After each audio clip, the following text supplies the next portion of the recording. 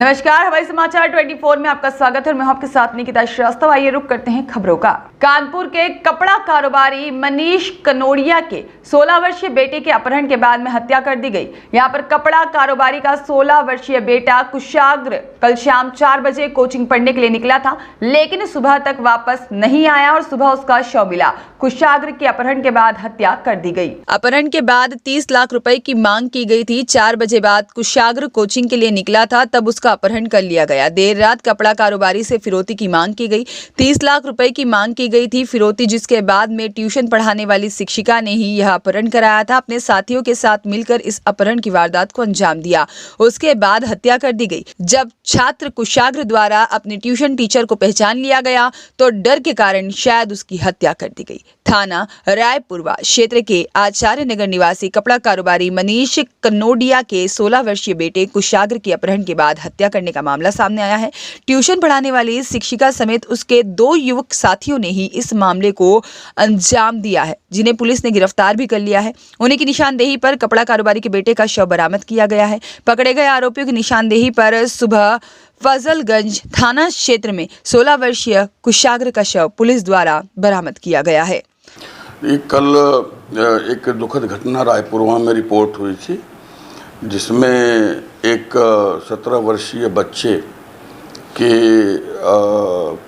अपहरण किए जाने की सूचना परिजनों ने दी और बताया कि एक पत्र उनके यहाँ एक व्यक्ति स्कूटी से आया था और मुंह पे कपड़े बांधे हुए था, वो एक पत्र देकर गया है।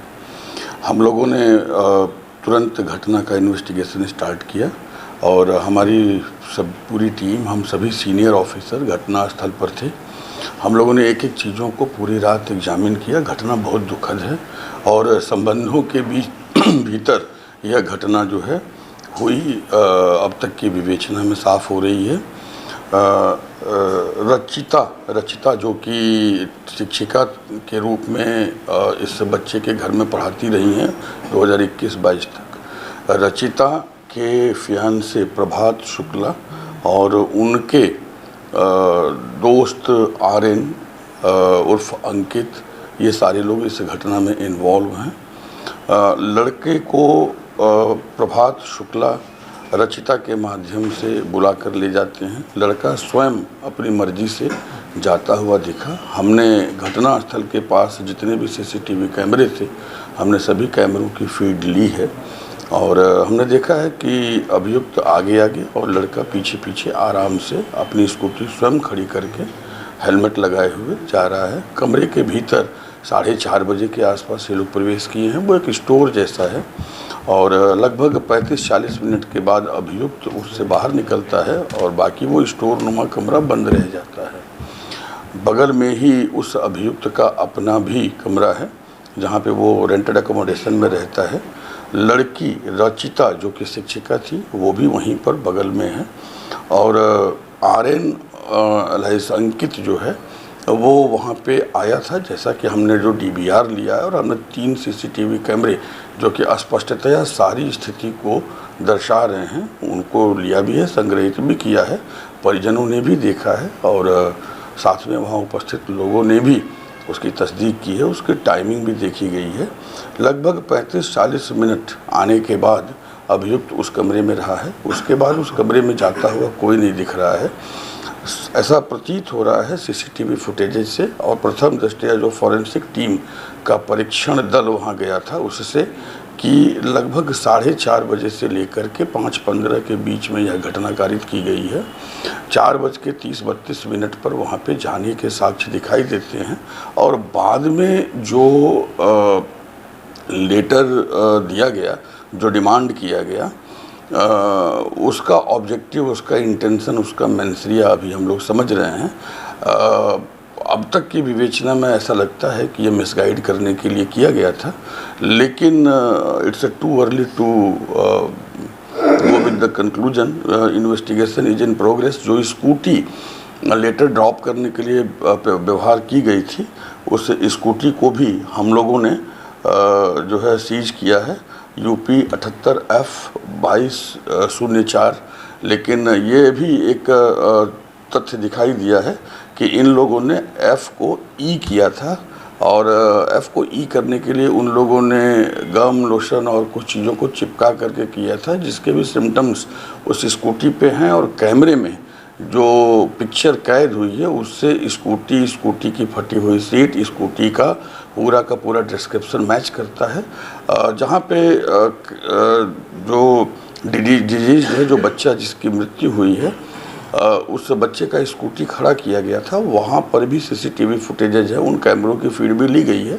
और वहाँ भी ये चीज़ दिखाई दे रहा है कि घटना स्थल पर घटना के बाद अपने रूम में जाकर अभियुक्त ने अपने कपड़े बदले हैं, सफ़ेद शर्ट पहना है, उसी सफ़ेद शर्ट में वह बच्चे की स्कूटी को अन्य स्थान पर ड्रॉप करता हुआ भी दिखाई देता है। तो सर, शिक्षिका और मृतक के बीच में क्या कोई संबंध नहीं, हत्या का मोटो क्या है? अभी हम इस जो हत्या का जो मोटिव है, जो इंटेंशन है, अभी हम उसको समझने का प्रयास कर रहे हैं। यहाँ पे 3-4 चीज़ें एकदम स्पष्ट हैं कि घटना संबंधों में हुई है, जान पहचान में हुई है।